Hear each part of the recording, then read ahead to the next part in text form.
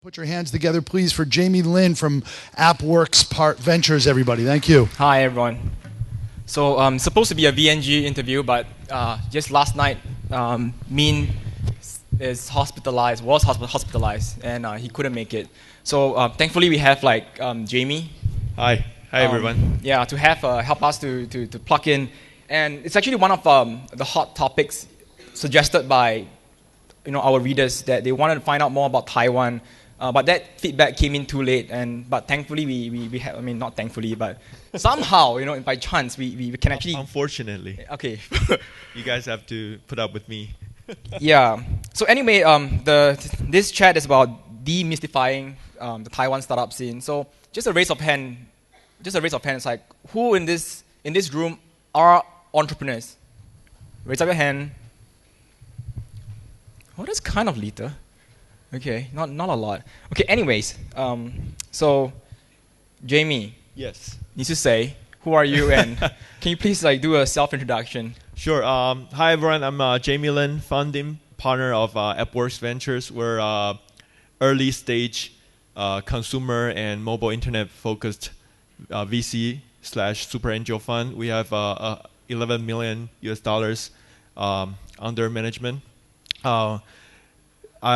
Previously, I was an entrepreneur, so I started my first company, which was an e-commerce company back in 1999, and then another enterprise software company focusing on search technologies from 2000. But from 2002 to 2004, I was living in Shanghai, setting up a branch office for my enterprise software company. 2004, I moved to the U.S. For my MBA degree. I did my MBA at NYU Stern Business School. After MBA, I started a travel social network called SoSauce in New York. And then by 2008, we pivoted into a 3D-based browser game development studio called Muse Games in New York. And by 2010, I moved back to Taiwan to start appWorks. So super angel fund, very confusing. So what the hell does appWorks exactly do? Yeah. So basically, I've been an entrepreneur for all my life, focusing on consumer internet companies, and the whole time I had several VC investors, but really the VCs were being very helpful, but they are all from other industries, so they really didn't get consumer internet a lot. So the whole time we were thinking, one day we're going to build a VC that is exactly what consumer internet entrepreneurs would want. So, when we're building appWorks, we're thinking, if I were a consumer internet or mobile internet entrepreneur today, what kind of resource, what kind of value add I would want my VCs to bring to the table. So the first thing we did was incubator or accelerator program. It's a 6 months program. During each program, we would bring in a batch of startups together, and then we incubate them for 6 months. There's a lot of peer learning going on within the program, and then we would do a lot of business development for them. We would hook them up with the capital market or the investors. So you can think of us as sort of a one-stop shop for early stage entrepreneurs, in that we try to bring a lot of values to the table for entrepreneurs. So we're a VC built by entrepreneurs for entrepreneurs. Okay. So what are the few most promising startups in Taiwan? Actually, the founder of one of them is sitting across in the audience. They're Got Game, or they recently changed to Game Sofa or something. Mike, is there a new name? Game Sofa? Game Sofa, right? They're the Zynga of Taiwan. How much money are they making? Mike, can I disclose? I would say to the tune of around $300 million in revenue per year. Sorry. $300 million. 300. I'm sorry. No, I'm sorry. $30 million per year. Why? Is that true? To the tune of that. 30 million US dollars. Okay, so just to make sure that we have like we always, I mean, the media company, we had to have a disclosure. So did you invest in the company? No. You didn't invest? It's a guess. I didn't know their numbers. Oh, okay. I didn't invest. I was too late. They started in 2006. I started in 2010. Okay. So I didn't catch the wave. All right. So since you talk about, sorry, the company again is? Game Sofa. Game Sofa. Yeah. Okay. So is it purely just focusing in Taiwan market or also in the China market? Last time from what I heard, they have more than half of their user base outside of Taiwan now. Okay. Yeah. Yeah. Next time I should interview Mike you. is staring at me. Okay. Anyway, 30 million. Is it correct? It's correct? He would not come. Okay, it's correct. Okay, 30 million is correct. Let's put it on the blog. So, anyway, so what are other promising companies? Another one is Latif, which is basically the Uniqlo of Taiwan. They're doing to the tune of 200 million a year in sales. So they're selling, Uniqlo Uniqlo inspired, basic type of clothing. So it's a specialty online clothing retail play. Any other companies? Another one I would say Mayuki, which is Dongjing Zuoyi. Oh, Mayuki, that one was invested by Vertex, right? Vertex is an investor. They're doing, I would say they're doing around around 30 million a year in clothing. So let me ask you, like, what kind of chat apps are you using? Are you using QB? I'm using all of them. It's my job. So I'm using QB. I'm using M Plus from Taiwan, Line, WhatsApp, and also WeChat. Okay, so no Kakao. Very sad. Yeah, I'm sorry, the CEO is here. I'm so sorry. All right, I'll install that one immediately. Okay, so besides appWorks, so Yes. who are the more prominent investors in Taiwan? So traditionally, Taiwan was one of the biggest VC hubs in the world. So, even though for the past 10 years, our VC industry hasn't been growing much, but we still have around 120 GPs managing around 200 funds in Taiwan. So 120 GPs and around 200 LPs in Taiwan. The total AUM is around 50 billion US dollars. So we have a lot of VC firms and funds in Taiwan. Okay, could you like throw out some names? Okay, so one of the most successful one is the CID Group, Huawei Guoji CID Group. They manage around $1 billion US dollars. They they're for disclosure purpose, they're co-LP with us. So we're a 11 million US dollars angel fund, but we can tap into the $1 billion fund the CID Group is managing. And for any given year, CID would produce the profits, the returns CID Group produce would be larger than the sum of the profits the rest of the VC industry produce in a year. So CID is arguably the Kleiner Perkins of Taiwan, basically. Just one, and appWorks. You You can name your competitors. That's fine. My competitor. There's a couple of new players in town, like TMI Labs. Okay. They're doing something very similar to what we're doing. We're very happy that they're working with we have them in the same space so that we can work together to expand the space. Okay. So what are the few biggest problems? Like, let's say you can name 3 biggest problems faced by entrepreneurs in Taiwan. I would say that the entrepreneurial environment is actually pretty good in Taiwan, and most of the hurdles we're facing are coming from our government. So we're actually basically in Taiwan we're complaining to our government that they should be more like Singapore, right? So they should open up more to these new emerging industries without putting too much constraints on them. So for example, one thing that it's very difficult to do in a Taiwanese corporate structure is to give entrepreneurs enough sweat equity. So we're in Taiwan. When you're setting up a cap table, when you're setting up ownership structures, every single stock has to be issued at least $10 Taiwanese dollars per share.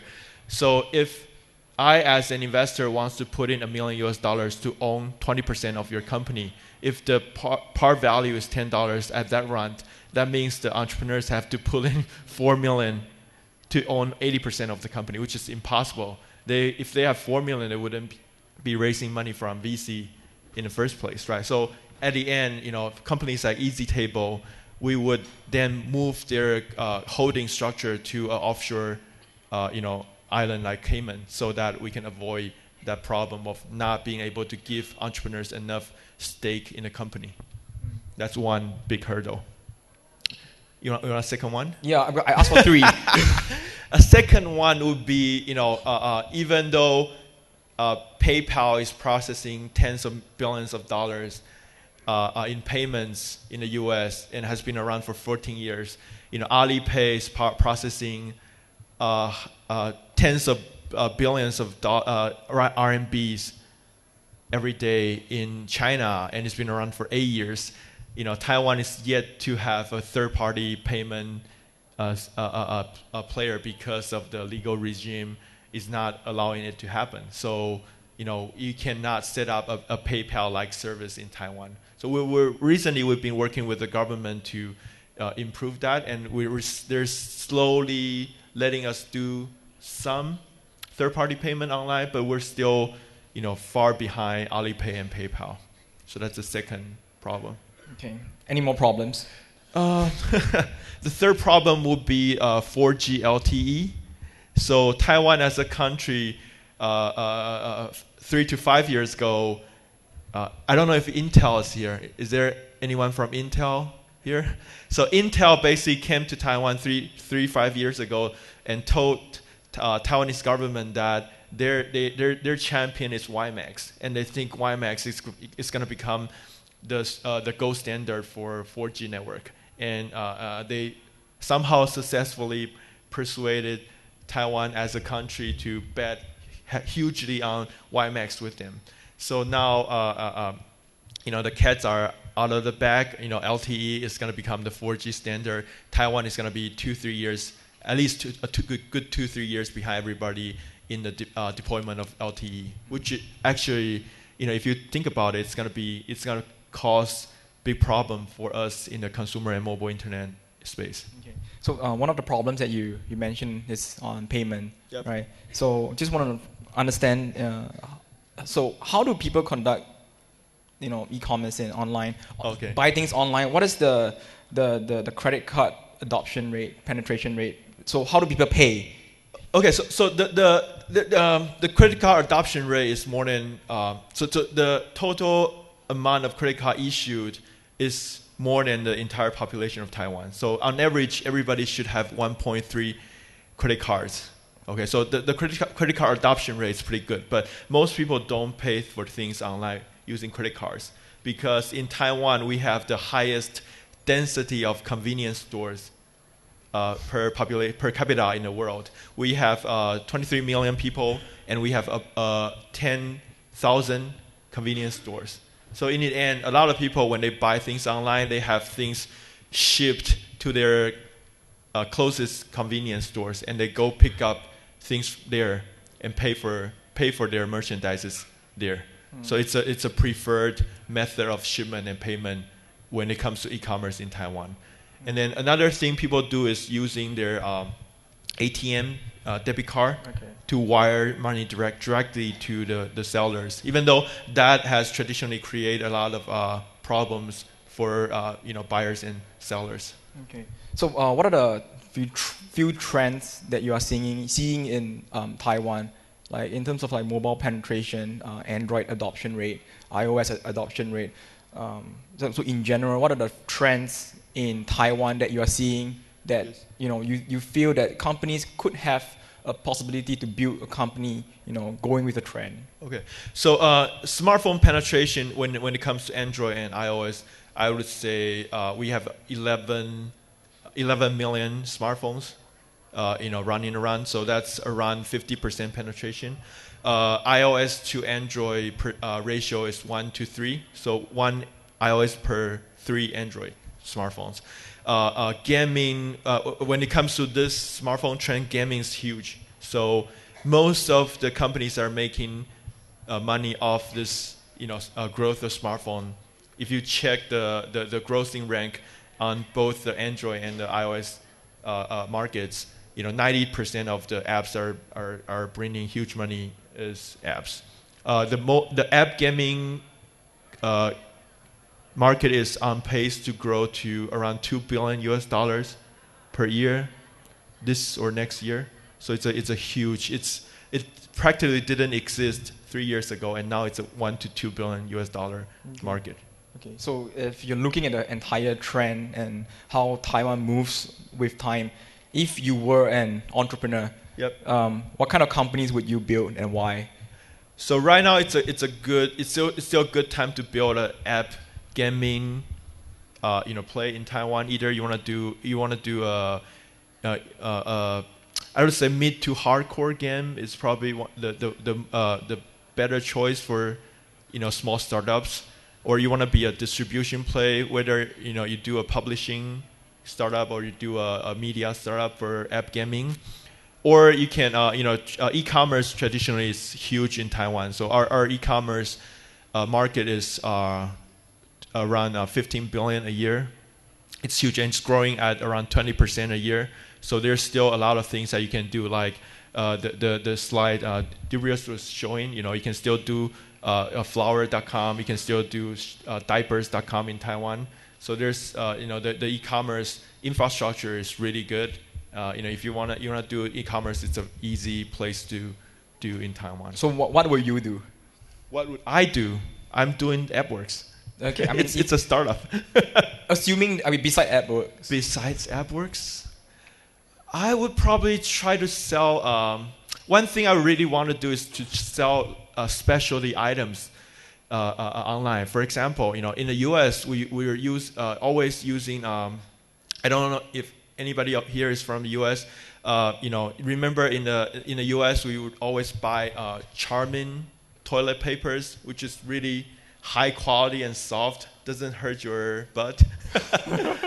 And in Taiwan, you just cannot find it anywhere. So if I want to do a startup, I would just sell Charming quality toilet paper in Taiwan, because everybody needs toilet paper, right? And if you sell high quality toilet paper without the fixed cost of a real physical store, you can sell it at a price equal or less than the lower quality one they sell in the real store. So it's a no-brainer, right? People would buy from you because you're cheaper and better, and you go from there. So basically, it's a S-friendly.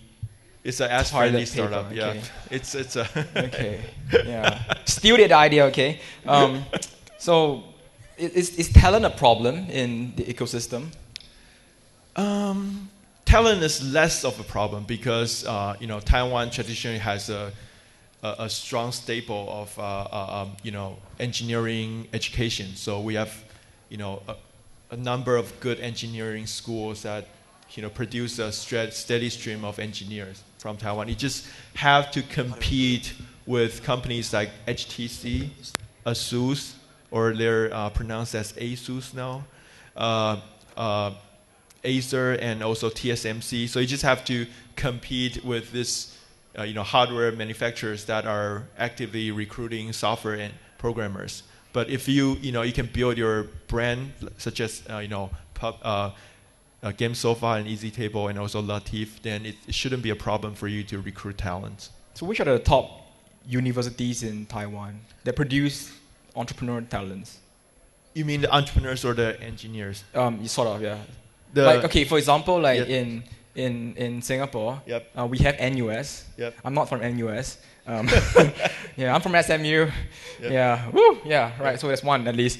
Anyway, so in NUS, in Singapore at least, and NUS produces a lot of very good entrepreneurs. Like for example, Darius is from NUS. Yep. So is there any equivalent in Taiwan? So in Taiwan, 交通大学 Okay.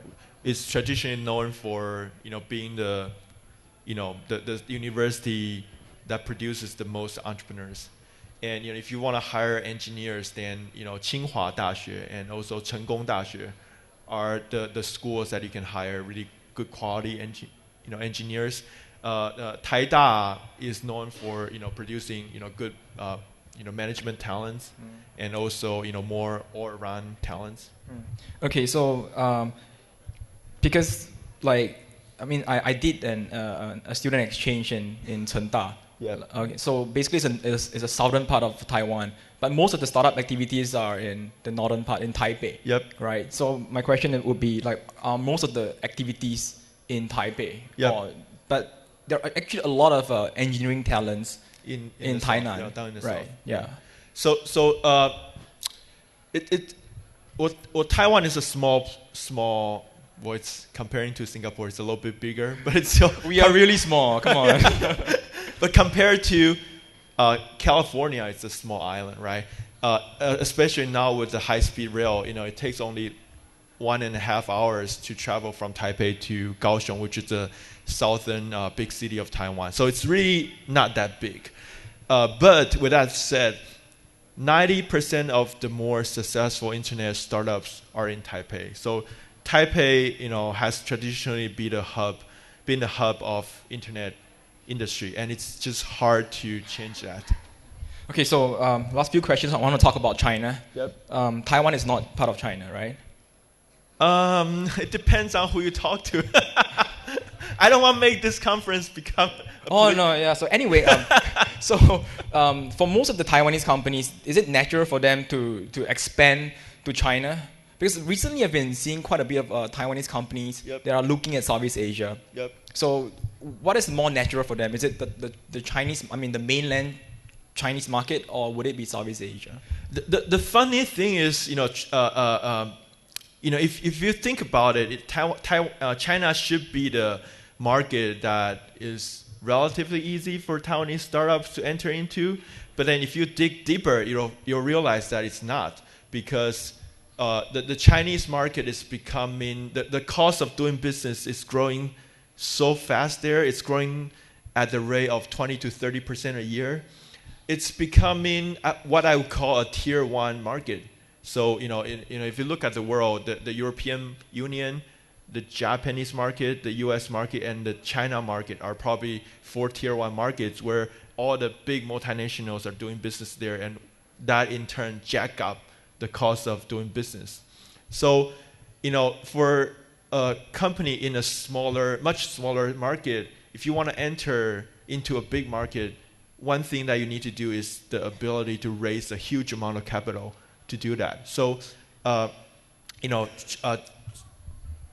traditionally, it's hard for a Taiwanese startup to pull it up. There are a few that has done it, but it's not a preferred route of international expansion for Taiwanese startups.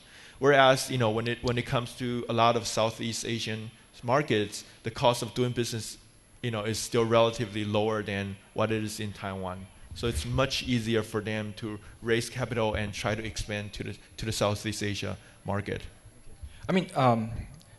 Because at least culturally Taiwan and China, basically we're all Chinese, right? So culturally is much similar. So a lot of people would assume that it's much easier to expand to China. You've been to China, right? Yeah. You think culturally they're the same? They might speak a language that you find familiar, but the meaning of when they speak, they're really not meaning the same thing to you, right? And then the way they do business really it's really different, right? You have to just how different? I'm not sure. Would you like to share?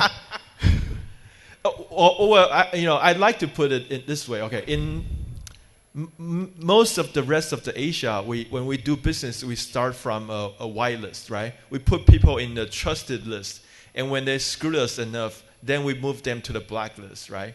Whereas in China, you have to start with the blacklist. You put people in the distrusted list, right? And when you do enough business with them and you find them trustworthy, then you move them into the whitelist. So I think fundamentally that's the difference in doing business in China and the rest of the Asia. Yeah, just in case we don't piss off our Chinese audience, I mean, I'm really sorry about this. Just personal opinion, our 2 cents worth. Yeah. So. Well, I lived in China for 2 years, so I'm allowed to say that. Okay. I did business in China. Okay. So, because in terms of language, we all speak Chinese, but Taiwanese speak, write in traditional Chinese, right? Yep. And is it difficult to switch to simplified Chinese? It's not that difficult. It takes, it probably takes you, you start reading simplified Chinese article for several days and you get used to it. Okay. It's not that hard. So if a Taiwanese company were to expand to China, so what kind of like typical competition that you will face as a Taiwanese company if they expand to China? Because So you mentioned that even though the Chinese people would think that Taiwan and China are the same country, right?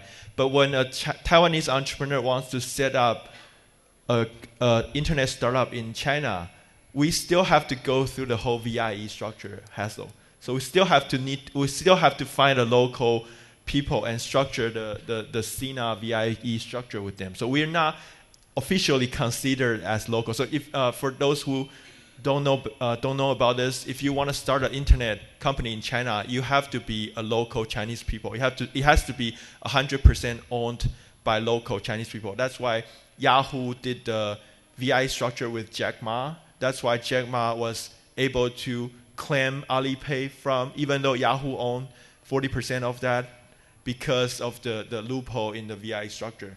And Taiwan, even though it's publicly advertised by the Chinese as part of China, a Taiwanese person, when you want to start an internet company in China, you are still considered as a foreign person. Okay. So I think my last question will be focusing on Southeast Asia. Yep. So you mentioned that Taiwanese company would want to come down south to expand to Southeast Asia. Yep. Why? What is interesting about Southeast Asia? Because it's such a fragmented market. It's huge as a region itself, but it's such a fragmented market. Different culture, different language. So why Southeast Asia?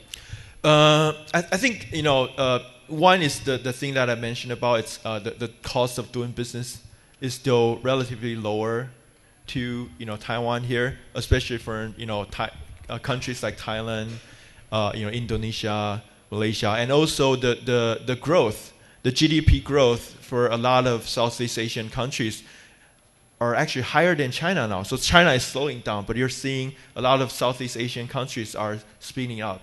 So that presents a good mix of